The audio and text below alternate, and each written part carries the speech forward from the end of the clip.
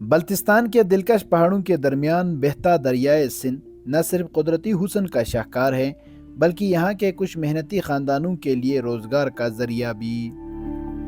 انہی کناروں پر نسل در نسل آباد خاندان آج بھی دریا کی ریت میں چھپی سونے کو تلاش کرنے کے نایاب ہنر میں مہارت رکھتے ہیں۔ ہمارے پاس ایک ہم خراب کہتے ہیں نا شناز زبان میں، تو ہم اس پہلے مٹی کھودتے ہیں، مٹی کو لاتے ہیں، پھر اس کے اوپر ایک جالی ہوتی ہے، اس پہ مٹی ڈالتے ہیں، پھر ہاتھ سے پانی اس کے اوپر ڈالتے ہیں، ڈال دیا ٹکور ہوتا ہے، ٹکور بولتے ہیں نا، ٹکور، تو اس سے پانی ڈالتے ہیں تو وہ مٹی جو ہے گر کے مطلب جتنا بھی مٹی ہے وہ نیچے ہو جاتی ہے، اور اوپر جو پتھر وغیرہ ہے وہ الگ ہو جاتے ہیں، تو مٹی جو ہے نیچے کارپیٹ ہوتی ہے اس کارپیٹ میں جمع ہو جاتا ہے، تو پھر ہم اس کو شام کو جمع کرتے ہیں سونے کو، بس کبھی 5,000 کبھی 10,000 کبھی 15,000 کبھی 2,000 بھی لگتا ہے۔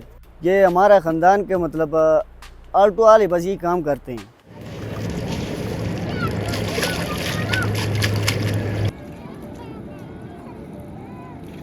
تیز دھوپ ہو یا ٹھنڈا پانی، یہ خاموش مزدور روزانہ اپنی جاں فشانی سے دریا سے ہزاروں روپے مالیت کا سونا نکالتے ہیں۔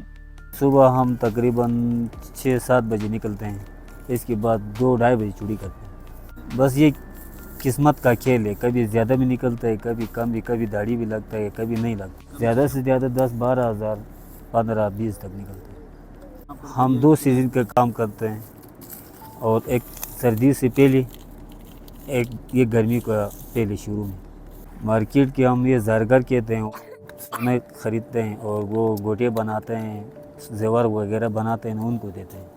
یہ کام پتہ نہیں ہے کہ پہلے ہمارے پردادے کا کام تھا، اس نے کیا، اس کے بعد ہمارے والدین نے یہ کام نہیں کیا، اس کے بعد ہم لوگوں نے یہ کام شروع کیا۔ ان کی زندگی سادگی میں لپٹی ہوئی ہے، لیکن ان کے ہاتھوں میں وہ قدرتی چمک ہے جو نہ صرف ان کا پیٹ پالتی ہے بلکہ ایک پرانی روایات کو بھی زندہ رکھے ہوئے ہیں۔ دریائے سندھ کی روانی کے ساتھ یہ خاموش داستان آج بھی بہتی جا رہی ہے۔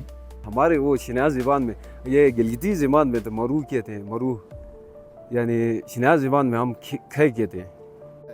اگر کام صحیح ہو گیا تو پھر 1,00,000-1.5 لاکھ کا یعنی سونا بھی نکلتا ہے، یہ لک کی بات ہے۔